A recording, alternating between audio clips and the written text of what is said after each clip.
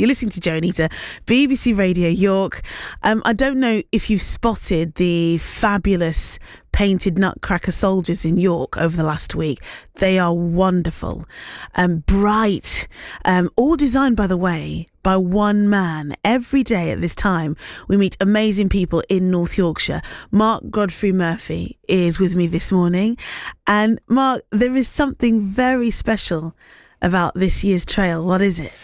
Well, so when we started the early meetings about what the Nutcracker Trail is going to be, there was a drive to have it represent York in some way. And so it's a celebration of the different countries that people in York come from. And so it's nutcrackers around the world. And why have you gone for this? It's a celebration to make the trail feel as inclusive, as celebratory of the diversity we have here in York. We wanted to really celebrate the community, and this felt like a really beautiful way of doing it. Do you know, I've seen some of the designs. I'm yet to see them in person. I'm excited to see them. We'll talk a bit more about them a little bit later on. Yeah. But tell me a bit more about you. How did you get into art? Well, I've been creating art and drawing and painting all my life, ever since I was little. When I was really, really little, the first, you know, people say, like, what job do you want to be when you grow up? I wanted to be an animator. I was obsessed with Garfield and The Simpsons. I just spent hours and hours and hours drawing Garfield. But then the older I got, more going through school, I kind of got more distracted by theatre. And so I went to the Cambridge School of Arts and I did a theatre degree at the same time. So I was doing a combined course. Then I ended up working in theatre. But then it was a trip to Disneyland Paris in about 2009, something like that. And it just changed everything for me, because it made me realise I wanted to be an animator again. It was a magical moment. I don't know if you've been to Disneyland. Never been. No. Well, there's an attraction where you sit in this really beautiful chair with a light box, and the cast members show you how to draw one of the characters. And so we drew Winnie the Pooh, and I was drawing and thinking, why have I not wasted all this time doing theatre, but what have I been doing? I need to be animating again. So as soon as we got home from that trip, I began researching how to become an animator, joined an online course. I signed up for a VFX course down in London and haven't looked back. And I just kept working to make animation happen. And then a couple of years ago, I decided to go it alone. And so I created my own business as an illustrator, creating my own designs and my own creations. How does it feel to be actually doing it? It's wonderful. It's magical. Without wanting to sound like a complete idiot, people are paying me to create my own designs and my own characters, my own drawings. And I think growing up, you hear people's opinions where they say art isn't a proper job, theatre's not a proper job, the arts. What's the point of that? You need to get a job in law, or you need to work in a corporate world in some way. But it's a very viable career to work in the arts. And as a designer, illustrator, I'm doing it, and it's magic. You talked about knowing this is what you wanted to do from childhood. You also were born with vision in just one eye. Yeah. Tell us a bit more about that. Yeah, sure. Well, I only have one eye. Well, I have two eyes, but only one of them works. The other eye is completely useless. So I wear glasses because my vision in my right eye is not great by any stretch of the imagination.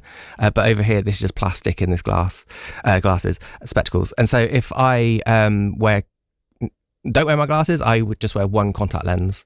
And yeah, I've never really known any difference. Hasn't really stopped me doing anything. But I definitely notice it when I go on attractions at Disney World, such as where there's a 3D element involved in whatever you're seeing, and I don't see the 3D. So I kind of have to just make up what's happening. Like, you know, when you go to the IMAX cinema and there's Avatar or something in 3D. Sure. For me, it just gives me a headache because I'm just looking at two images because the two eyes don't don't work in that way. And with your art, you're saying it doesn't have an impact on that. I'm just wondering about perspective, or whether you're trying to create something new or challenging yourself in a different way. Yeah, I mean, perspective can be challenging, but I tend to work in the work that I do is flat. And so I'm not. I studied sculpture for a year, my first year at art school, and there is a challenge there because my depth perception isn't great. So that's kind of, I think, what took me into illustration, working flat, painting on flat surfaces. But yeah, it hasn't really stopped me in creativity. The one thing that is really difficult though with one eye is pouring a bottle of wine. I can't. When we're friends, I usually get my husband to pour the wine because I miss the glass and it's a disaster. So the depth perception is tricky. So as long as you get the glass of the wine in the end, yes, that's the important I make sure thing. of that. That's all right. Brilliant. Although sometimes, even though both my eyes sort of work, sometimes it doesn't work can either. Be a problem too. This is.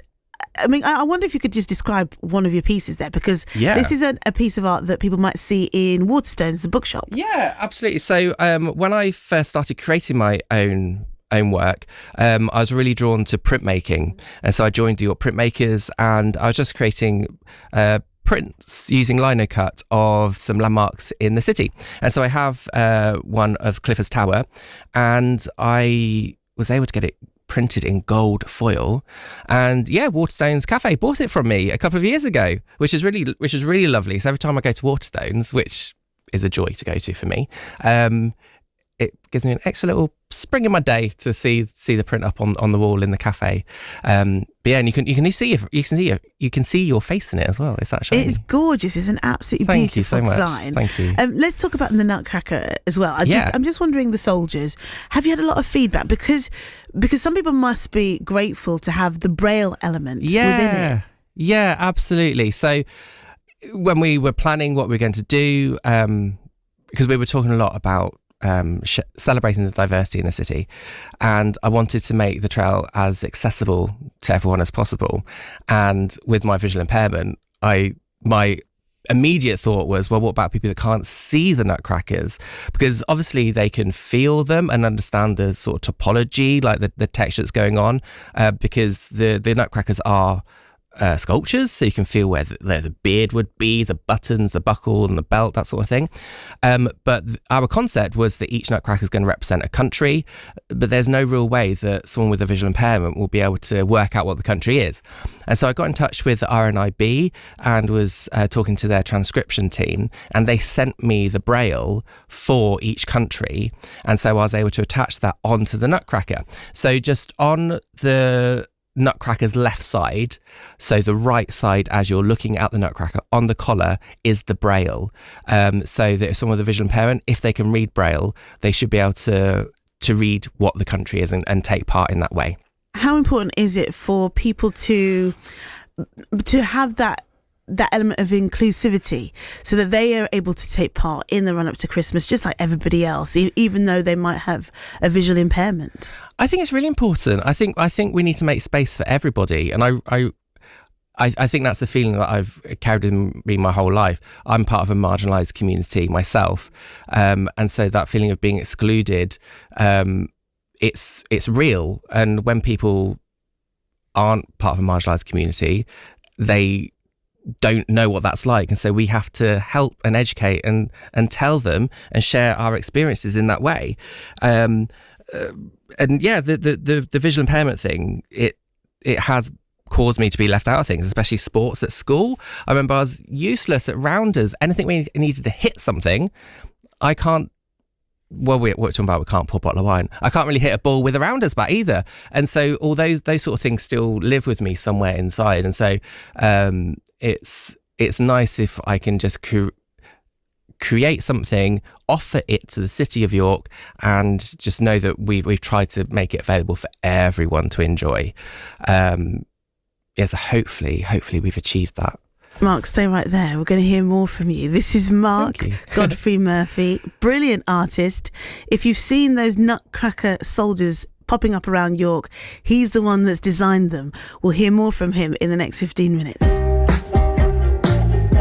You're listening to Joanita. It's BBC Radio York. Thanks for your company. Let's get back to my chat with Mark Godfrey Murphy, an illustrator, artist, all-round creative chap, I would say. And he has designed and painted the York Nutcrackers this year. They've popped up all over York, and he's added the elements of Braille so that anyone who might have a visual impairment or uses Braille can enjoy the statues as well. How long did it take you to actually paint these nutcrackers? From the moment a first drop of paint touched them, that was the beginning of August, and I finished them just a couple of weeks ago. So it's been a real labour of love. But I've been working on all of them sort of at the same time. I don't just work on one from start to finish. So it's kind of like making sure this layer's done across all of them, and then the next layer, and so I was working on them maybe just a couple of days a week. So I wasn't on them all day, every day. Started in August. Gosh, and the trail, this is actually what it's part of, isn't it? So how does it work? What do people need to do to enjoy them to their fullest? So to take part in the trail, the best thing to do is to find the map. Now, the map is available in the visitor centre on Parliament Street. Just go in and they'll have the Nutcrackers Around the World trail, and it shows you where they are, and then you just have to go and find them. And then once you find one, there's a competition to identify what country that Nutcracker represents. And if you guess correctly all of them, post your entry through the Santa's letterbox in Museums Gardens, and you could win £250 York gift card. Well, everybody's ears have pricked up now. Definitely. Oh my God, kids are going to want to get involved in this. I'm having a sneaky peek at some of the designs. Yeah. They look fantastic. Thank I you. Can't give away anything, but where did you, I don't know, how did you decide what to include from each country and what not to? So we worked very closely with the communities team in York at the council to make sure that we are representing the countries in the best way by talking to the communities themselves. And so we set some rules to help the public guess what the country is. And so every Nutcracker is painted in the colours from its flag. So straight away, that should be a visual clue. I think it'd be really great for kids, because generally kids at school, in primary school, a lot of their geography classes is flag based, and so hopefully they should be able to spot some. And there are other clues such as landmarks from that country, as well as the national flower, and in some cases the national animal. And so you can do a little bit of research. If you think, I think this one is this country, you maybe do a quick Google, find out what its national flower is and see if that looks like the drawing, and that will help you do it. But the colours of the flags are the biggest clue. I'm loving your tips on helping people get a £250 voucher. This is taking you, to this stage. You've had some great teachers, haven't you, in order to get you to this stage. Aardman animation. Tell us about that. Yeah, so I did their character animation course. I was with them for about 6 months, working all day, every day with the people that create Wallace and Gromit, Shaun the Sheep, Morph. It was just beyond my wildest dreams. Going to school, in air quotes, was ridiculous. It was every day was inspiring. I was working with the puppets. We had one day where we had to go on set for Shaun the Sheep, and it was just like I'd pay to do this, and now I'm like, someone is showing me what to be doing. It was wild, but yeah, it was amazing. And there's a lot of industry that's attracted to Aardman from the animation industry, because they are the leaders in the industry. And so we'd just constantly be meeting my heroes. It was crazy. I was in the canteen one day, Aardman, and I realised I stood next to Hayao Miyazaki, who's one of the founders of Studio Ghibli. Just having a chat about what the salad of the day is. And then another day, Glenn Keane, who's the animator who designed The Beast, he designed Ariel. He worked on Tangled, a lot of massive Disney films. He just came in and had a chat with us about the latest project he's working on. And I was just dumbfounded the whole time. I am it was green wild. with envy hearing these stories from you. And of course, for those of us with kids, grandkids, will be very familiar with this. 1, 2, 3, 4, 5 number blocks. 1, 2, 3, 4, 5 number blocks. 1 and another one is 2 and another one is... I was about to start singing it. I still remember remember it from when my kids were younger. What's it been like working on something so iconic? Just describe exactly what you did, because you were there at the very beginning, weren't you? So I was an animator. So I started working for CBeebies pretty much straight away, actually, when I left Aardman, the Aardman character animation course, and I worked on a legacy TV show called Tree Food Tom, and then from there I worked on Number Blocks. But I was an animator, so I was there right at the start. I think at first maybe in the animation department there was a team of 3 of us working with the director, because we got to play around with the assets and the characters to understand exactly how they're going to move.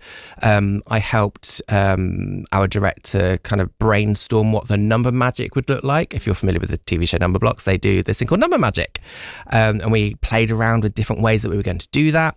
So I was one of the first on there. If you go to Series 1, Episode 1 on iPlayer, pretty much the first third of that episode is all my work. I'm going to watch it tonight with the kids. I'll be like, guess what, kids? Guess who I met today? It'll blow their mind. And you're really keen to spread the joy of art, aren't you? 100%, because I think it's vital. I think it's important.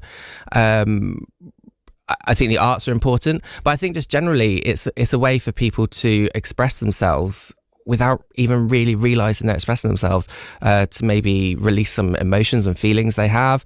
I think there's a wealth of importance in creating art. I also go into schools to teach them how to draw some of the characters for Number Blocks, and just to be, play around with a pencil and see what happens, and just be creative. What's next for you then? What's in the pipeline? Are you allowed to give us a little bit of a tease? So the next thing for me, I've got a couple of trade shows coming up. So I sell my work to shops all around the UK. If anyone's interested, I'm Marco Lux. You can buy my work that way. But yes, I've got a trade show coming up. So I'm going to be showing all my cards, my prints, and hopefully getting some lovely new shops on board. How proud are you of what you've achieved from being that little boy who knew exactly what he wanted to do to being the man that does the fantastic illustrations and the art? Oh gosh, I don't really know. Thank you. That's really kind to say. I don't know, because the thing with being an artist, the thing with being a creative, running your own business, there's no one there telling you, oh, good job, now on to the next thing. You have to become that voice, that person yourself. And so there's always a sense of, well, what next? What's going to happen next? What am I doing? But when I think one of the biggest things I'm interested in is supporting other people, lifting them up in some way, sharing their work, and yeah, I just want kids particularly to understand and know that everyone can draw, everyone can create. When you're drawing and creating them, no wrong answers. Just go for it. Be creative. It sounds really cheesy, but I really do genuinely feel that and want that from people. Lovely. Thank you so much, Mark. A pleasure to have you on the show. Thank you for having me. For bringing your art in, a little bit of tease of what we'll be able to see around York as well. Before I let you go, what's the best thing, most random thing you've bought from the supermarket middle aisle? I think the most random thing I spot is art materials. It doesn't really sound surprising at all, considering what I've just been talking about. But I do get very excited if I see like a nice desk tidy. I think, I could use that in my studio. So, that pot looks good. I'll put that paintbrush in that. And anything for the desk, for the studio, for the art materials is a winner. Lovely stuff, Mark. Thank you very much. He's great, isn't he? Mark Godfrey Murphy, illustrator, artist, creative chap. You'll see his designs in the form of those nutcracker soldiers around York right now.